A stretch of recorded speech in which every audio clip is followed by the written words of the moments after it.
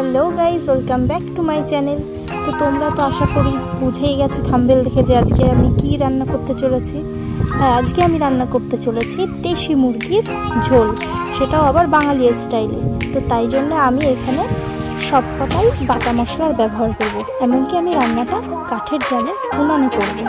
তো আমাদের প্রথমে আদা ও রসুনের পেস্ট করে নিতে হবে, পরে আমি জিরে, গোলমরিচ ও শুকনো লঙ্কার একটা পেস্ট করে নিয়েছি।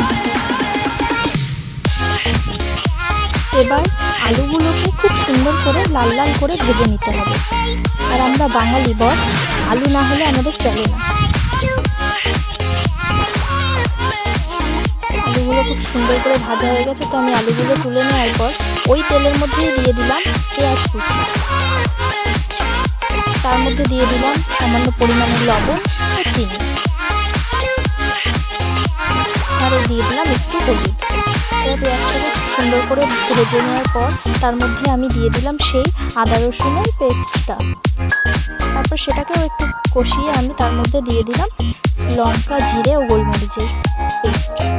এবার এটাকে খুব সুন্দর করে কষিয়ে নিতে হবে। মশলা থেকে তেল ছেড়ে দিলে একে একে মাংস দিয়ে দিতে হবে। আর আমি মাংসটাকে প্রেশার কুকারে সিটি দিয়ে নিয়েছিলাম, কারণ এটা হচ্ছে দেশি মুরগি আর এটা খুব শক্ত হয়, তাই জন্য ওটাকে আমি 3টে সিটি দিয়ে নিয়েছিলাম। এবার ওর মধ্যে আমি একে একে আলু আর চই ঝাল দিয়ে দিলাম। আমরা তো এটাকে চই ঝালই বলি, তোমরা কে কী বলো জানি না।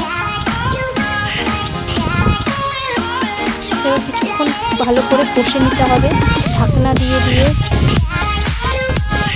ভালো করে কষিয়ে নেওয়ার পর তার মধ্যে জল ঢেলে দিয়ে সেটাকে অনেকক্ষণ ধরে রান্না করতে হবে।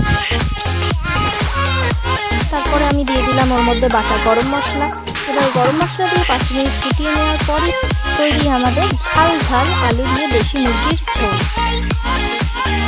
এবার গরম ভাতে পরিবেশন করুন আর টেস্ট উপভোগ করুন।